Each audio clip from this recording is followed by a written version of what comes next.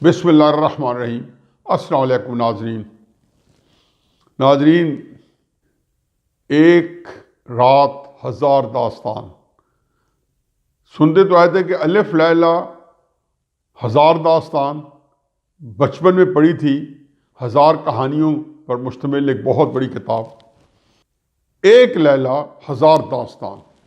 कल रात जो है, मेरा ख्याल है कि पाकिस्तान की 70 साल तारीख को जो कुछ हमारी कमाई थी, जो हासिल रसूल था, वो आपको साथ एक प्लेटर में पेश करके चली गई है।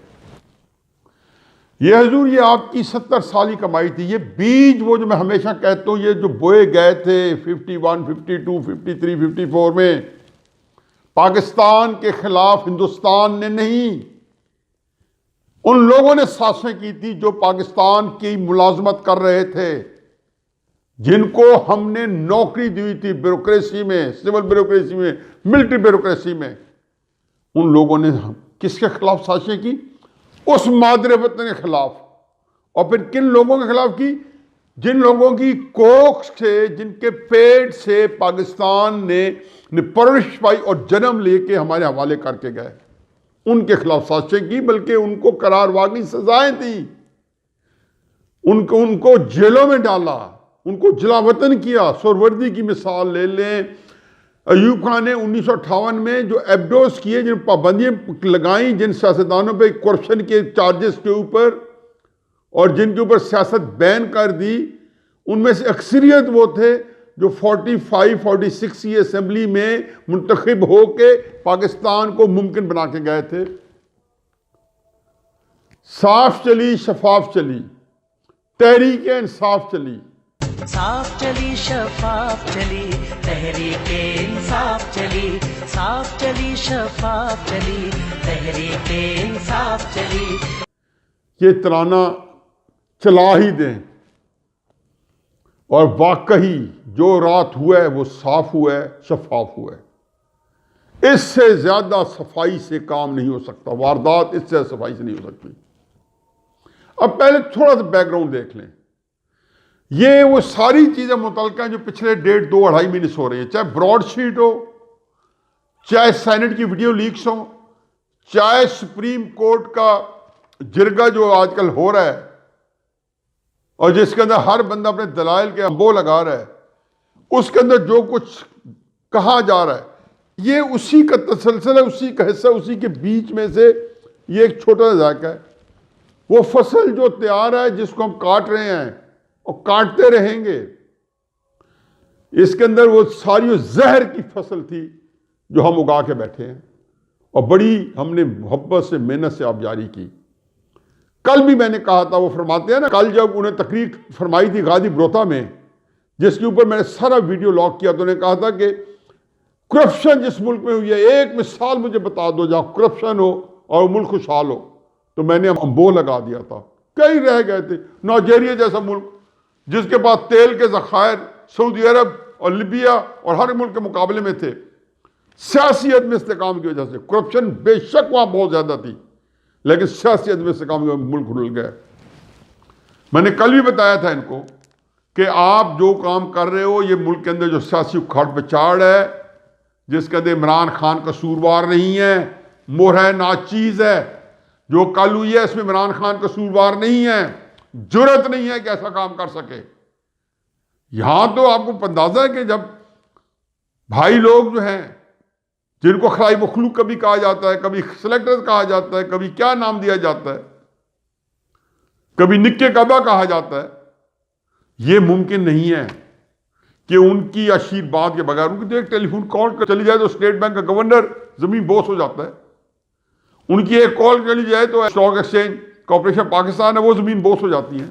उनकी एक कॉल चली जाए तो FIA का जो आजकल वो जिसे वो कहते हैं झुकने वाले रिफत पाई, वो वाजिद ज़िया बड़ी बड़ी पोजीशनें ले रहा है, वो क्या कमाई खा रहा है? वही कमाई खा रहा है जो उसे पनामा के अंदर तहकीकात की थी। एक कॉल चली जाए तो इमरान खान साहब क्लियर, एक कॉल चली जाए तो नवाज शरीफ साहब सफर हस्ती से मिट गए। यही कहते थे ना, हमने मिटाना है, मिटा दिया ना। अब इलेक्शन कल 4 हुए हैं और बड़े इंपॉर्टेंट इलेक्शन थे। एक कुरम एजेंसी में मुनीर और जई साहब की वफात के ऊपर हुआ। वहाँ भी एक कबायली स्टाइल है, कबायली तरीक़ेकार, उसमें मैं बात करूँगा। एक नौशहरा KP शायद 63 है, वहाँ पे हुआ। 2 पंजाब के हुए, एक NA-75 डस्का सियालकोट और बॉर्डर के इलाके आगे, और दूसरा हुआ वजीराबाद में, ये PP-51। अब ये बड़े दिलचस्प थे।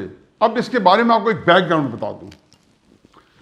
PP-51 में तहरीक इंसाफ की तरफ से हमारे बहुत ही प्यारे दोस्त हैं महमूद रशीद साहब, वो इंचार्ज थे, क्योंकि आरआई कैंडिडेट था, और हमने वो जो नजरियात जो हैं वो बिरादरियों में सपोर्ट किए हैं, क्योंकि गवर्नर सरवर साहब को आरआईओं के लिए रखा हुआ है, किसी को जट्टों के लिए रखा हुआ है, किसी को किस काम के लिए रखा हुआ है। लेकिन महमूद रशीद साहब वैसे भी मैं हमेशा उनकी बहुत इज्जत करता हूँ कि एक बिल्कुल इंडिजिनियस किस्म के पॉलिटिकल वर्कर है, और अपनी मेहनत से इस मकाम पे पहुंचे हैं। बहुत ही उनको अल्लाह ने सियासी दिमाग दिया है। बहरहाल वो इंचार्ज थे, और महमूद रशीद साहब से मेरी खुद बात हुई और उन्होंने मुझे बताया कि ये इलेक्शन हम आसानी से जीत जाएंगे। ये बात बड़ी गौर से सुने कि ये इलेक्शन हम आसानी से जीत जाएंगे, और उसकी उनकी वजूहात भी बताई, और उनके पास जो वेरिएबल्स थे मेरे भी समझ में आने वाले थे, जो मुझे बता रहे थे, उनकी मेहनत उसमें ज़ाहिर मौजूद थी। चंद दिन पहले सोहेल वड़ाई साहब जो हैं, उनको भी कमा कहू पाकिस्तान के हल्के के बारे में बहुत एक दसरस हासिल है, तो उनसे मेरी बात हुई तो वो भी बता रहे थे कि वजीराबाद का इलेक्शन टफ है।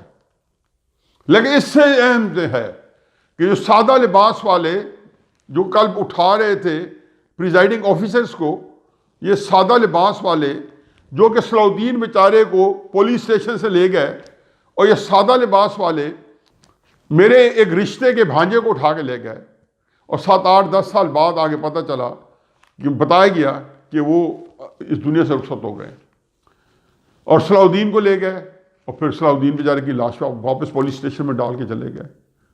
यही मॉडल टाउन के अंदर 14 बंदे शहीद हो गए सादा लिबास वाले। यही सानिया साहिवाल के अंदर बेचारी पुलिस फंस गई, सादा लिबास वाले बच गए। मुर्तज़ा भुट्टो साहब का दिन दहाड़े कत्ल हुआ 1996 में, सादा लिबास वाले बच गए। तो सादा लिबास वाले, इनका कभी भी नहीं पता चल सकेगा कि कौन लोग हैं कि जो रात प्रिजाइडिंग ऑफिसर को उठा के ले गए। इस पर हम बात करेंगे। चुनाचे 2 हलकों के बारे में सादा लिबास वालों की राय ये थी कि ये तहरीक इंसाफ जो है चूम के ले रही है। एक PP-51 वजीराबाद और एक KP-63 नौशहरा। कोई फिक्र नहीं थी, हालांकि वारदात वहां भी की है, 2 थैले उड़ाने की कोशिश की है, just to make Dabali sure कि जो जीत है वो जरा बड़ी असर्टिव किस्म की हो। ये वही वर्चुअल यूनिवर्सिटी वाला है, हाथ पीछे करें नहीं, इसी में से ही जाली वोट निकले। आराम से पागल ना करो, आराम से समझ, कोई बात नहीं, समझ, जोश और होश।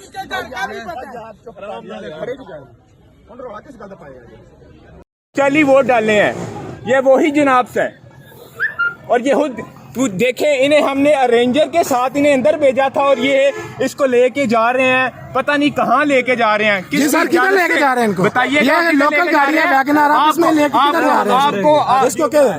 और आपको हमने पुलिस के जरिए हमने उधर लेके आए थे। पूरी रैकी की है हमने, हमने पूरी रैकी की है, और आप ये क्यों कर रहे हैं? बुलाओ जी, बुलाओ मीडिया में बुलाओ। क्या उन्होंने आपको चेक नहीं करने दिया? ये बैग लेके किधर जा रहे हैं जी? ये देखे नहीं, हमने रेंजर के साथ। फिक्र नहीं थी, फिक्र सिर्फ 2 सीट्स पे थी। एक कुरम एजेंसी की फिक्र थी, और एक फिक्र थी NA-75 की। NA-75 में था कि जी बहुत ही आला शान धूम धड़ाक से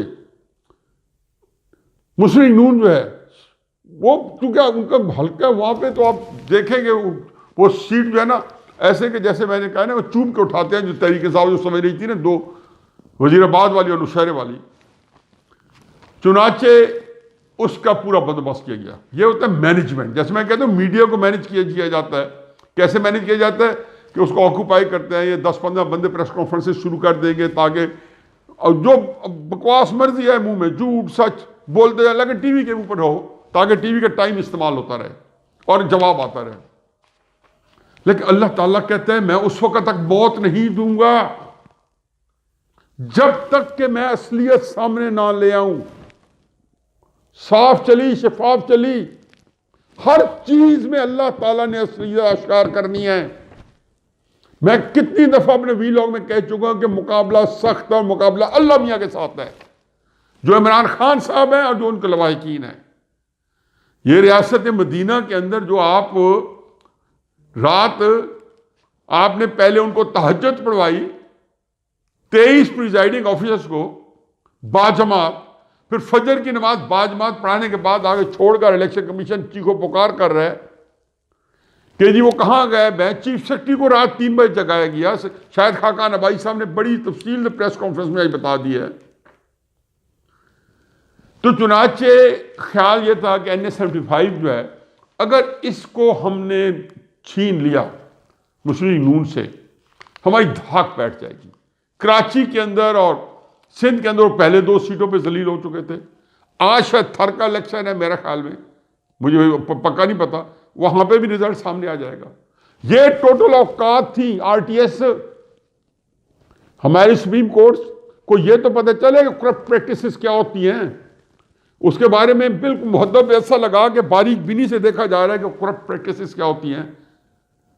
RTS को किसी ने नहीं छेड़ा था, ये सादा लिबास वालों कोई नहीं छेड़ सकता। मैंने कितनी दफा बताया कि इनके केसेस का कोई नहीं सुन सकता। यही इनकी तबाही की वजह है कि कोई इनका एहतसाब नहीं हो सकता, कोई इनकी अकाउंटेबिलिटी नहीं हो सकती।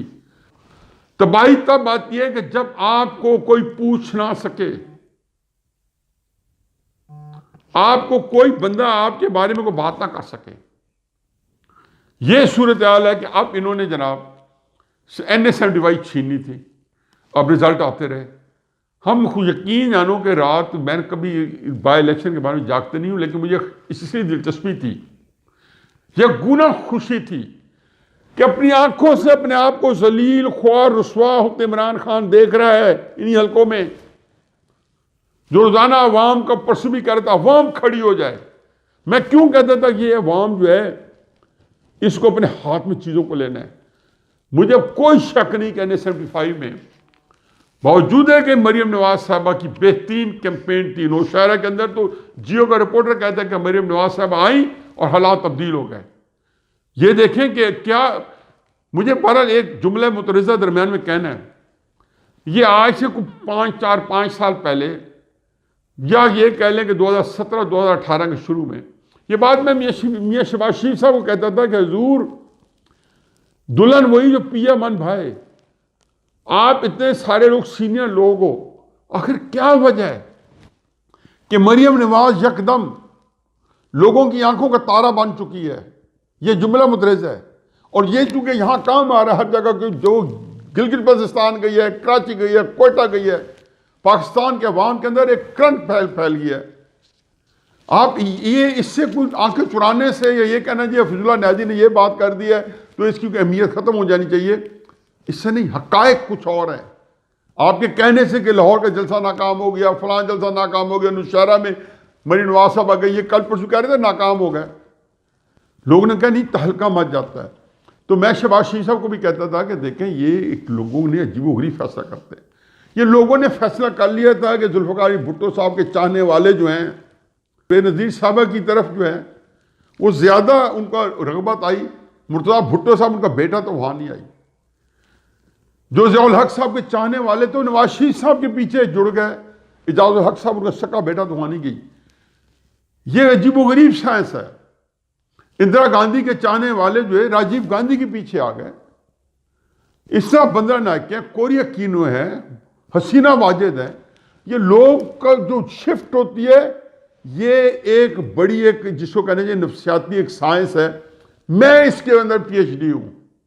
वोटर्स के बिहेवियर पे वोटर किधर जाते हैं, तो नवाज शरीफ को चाहने वाला, नवाज शरीफ को मानने वाला उसे शिफ्ट हो गया। लेकिन मुझे जो बात ऐड करनी हुई है कि मरियम नवाज साहब ने अपना बहुत बड़ा क्राउड पैदा कर लिया, क्योंकि उनके नैरेटिव जो है उन लोगों की एस्पिरेशन कम से कम मेरे जो दिल में है उसकी तर्जमानी कर रही है।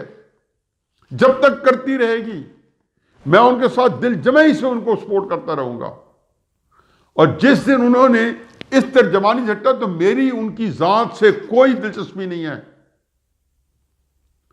मेरी उनके सिर्फ नैरेटिव और बयानिया से दिलचस्पी है, और जिस दीदा दिलेरी या जिस दिलेरी से वो पेश कर रही हैं। चुनाचे सूरत हाल यह है कि NA-71 में इन्होंने मैनेज किया। क्या किया? बड़े आराम से। यह आम सी चीज़ है कि डस्का जो शहर है जिसमें ज़्यादा तादाद में लोग, बड़ा टाउन डस्का ही है उस हल्के का, तो वहाँ उन्होंने सारा दिन फायरिंग करते रहे सादा लिबासों में। अब कौन थे? जियो का नुमाइंदा जो है उसने कल जियो पे आके बताया, और शाहजेब खानदान ने कब बताया? कल पहली दफ़ा उस्मान डार हमारा बरखुरदार है, लेकिन हकीकत है कि वो ये लोग बड़े तनदही से जो उनको कहते हैं इमरान खान साहब, ये बेचारे आके उसको उसी जोर शोर से उसको बताते हैं कि तुम शोर मचाओ, झूठ बोलो, तुम जो करो, और ये कर रहे हैं। इनको ये नहीं पता कि हर बंदे ने अपने अमाल का हिसाब अल्लाह मियाँ को खुद देना है। ना मेरा नवाज शरीफ ने देना है, ना इमरान खान ने देना है, मैंने अपना खुद देना है। इसलिए मैं हर चीज़ का जिम्मेदार हूँ जो मैं कह रहा हूँ। उस्मान डार साहब आए तो कल हवास बाख्ता थे। पहली बात उन्होंने ये कही कि जी NA-75 के अभी तक जीत रही है, मैं मानता हूँ मुस्लिम नून, लेकिन दूर दराज के रिजल्ट आएंगे तो ये बदल जाएगा। उसको ये नहीं पता होता ना कि किस तरीके से बदला जाएगा। उन्हें ख्याल था ये सारे काम आराम से हो जाने हैं। देखिए, ये एक बहुत बड़ा हल्का है, और तकरीबन आप कह सकते हैं 20% इसकी जो है अर्बन कॉन्स्टिट्यूंसी है, जो शहरी इलाका है। 80% देहाती इलाकों से, दूर दराज से भी रिजल्ट आना बाकी हैं। फिर वहीं पे वजीराबाद के अंदर बहुत बड़ा जो बैग ले जाते पकड़ा गया, और फिर इसी पोलिंग स्टेशन पे खुद उस्मान डार साहब कहते फरमा रहे हैं कि 4-5 घंटे हम एक पोलिंग स्टेशन बैठे रहे। राना सनाउल्लाह अपने जत्थों के साथ, मियां जवेद लतीफ, आप इनकी फुटेज देखें, मैं उस पोलिंग बूथ के अंदर था, 4 घंटे में महसूस रहा ये लोग मेरे ऊपर हमलावर थे। उनका एक वर्जन था, जियो के नुमाइंदे का दूसरा वर्जन था। और शाहजेब खानजादा साहब कह रहे हैं कि मुस्लिम नून वाले तो फुटेज दे रहे हैं, आप फुटेज क्यों नहीं देते? मगर उस्मान बुज़दार साहब, अगर कोई ऐसी वीडियो है जिसमें राना सनाउल्लाह साहब इन्वॉल्व है, वो चैलेंज कर रहे हैं, पुलिस वहां मौजूद थी, उन्होंने पकड़ा क्यों नहीं? 2 लोग मारे गए, इंतजामिया क्या कर रही थी उस वक्त? आए बाएं शायद उधर की अब CCTV आएगी, शायद मिल जाए, शायद ना मिले।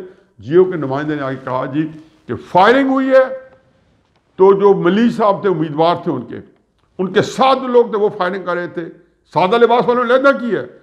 फायरिंग क्या होती है? अगर मियाँ वाली के हल्के में, जो मेरा हवाई हल्का है, अगर फायरिंग कर दे शहर में 4-5 जगहों पे, वोटर नहीं निकलेगा, क्योंकि हर बंदा जो है, ये नहीं का तो सारा नहीं, बहुत कम निकलेगा। ये माहौल क्रिएट किया गया, ये है मैनेजमेंट। फिर उसके बाद जब देखते रहे कि जी लो कॉस्ट वोट कॉस्ट होने के बावजूद, और जहां पर फायरिंग करके मजीद 20% 30% वो लोग वोट कास्ट हुए, वहां जाके उन्होंने 23 बंदों को अगवा कर लिया, प्रिजाइडिंग अफसर को, यानी कि RTS से भी एक अगले जमाने की साइंस। लेकिन अल्लाह ताला ने जलील कराना था।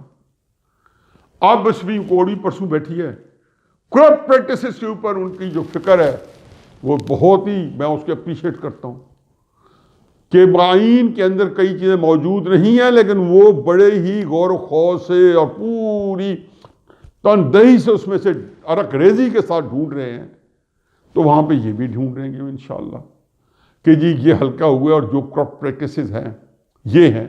सेनेट की तो आप रोते थे, आप जनरल इलेक्शन की देखें कि जो लोगों को क्या आज़ादी है, किस तरीके से इलेक्शन हुए।